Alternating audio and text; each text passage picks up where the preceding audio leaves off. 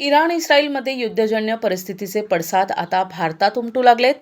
नाशिक शहरात इंधन पुरवठ्यावर होणाऱ्या संभाव्य परिणामांच्या पार्श्वभूमीवर व्यावसायिक LPG सिलेंडरच्या पुरवठ्यावर मर्यादा घालण्यात आली आहे. यामुळे नाशिक जिल्ह्यातील 5,000 हॉटेल व्यवसाय अडचणीत आले असून सिलेंडर मिळत नसल्याने व्यवसाय बंद करण्याची वेळ आली आहे.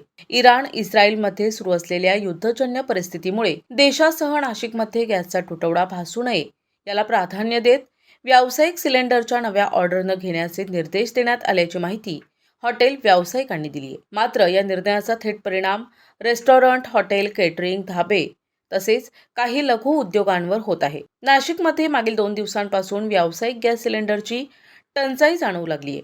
काही ठिकाणी सिलेंडरचा काळा बाजार सुरू असल्याच्या तक्रारीही समोर येत असून व्यावसायिक सिलेंडर 2 ते 2,500 रुपयांना विकले जात असल्याची माहिती व्यावसायिकांकडून देण्यात आली आहे.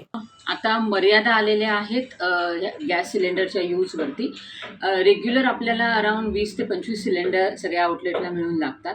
पण परिस्थिती आता अशी आहे की आम्हाला प्रत्येक गोष्टीचा वापर करताना 10 वेळा विचार करावा लागणार आहे, कारण की आम्हाला भविष्य काही दिसत नाही ह्याच्या पुढे काय. जर निर्णय बदलले, निर्णय कठोर घेतले गेले तर हॉटेल इंडस्ट्री सर्व्हाइव्ह कशी करेल.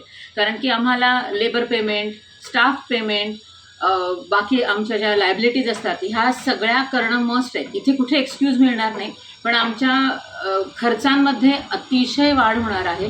आम्हाला काल जो सिलेंडर मिळाला तो अराऊंड 2,200 रुपयाने मिळालेला आहे आणि तो आधी आम्हाला हा 1,600-1,700 रुपयामध्ये मिळत होता.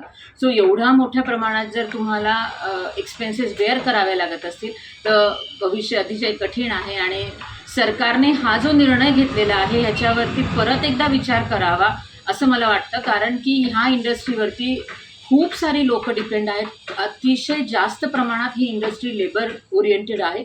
सो इट्स बेटर की गव्हर्नमेंटने एकदा परत ह्याच्यावरती खुलासा करावा.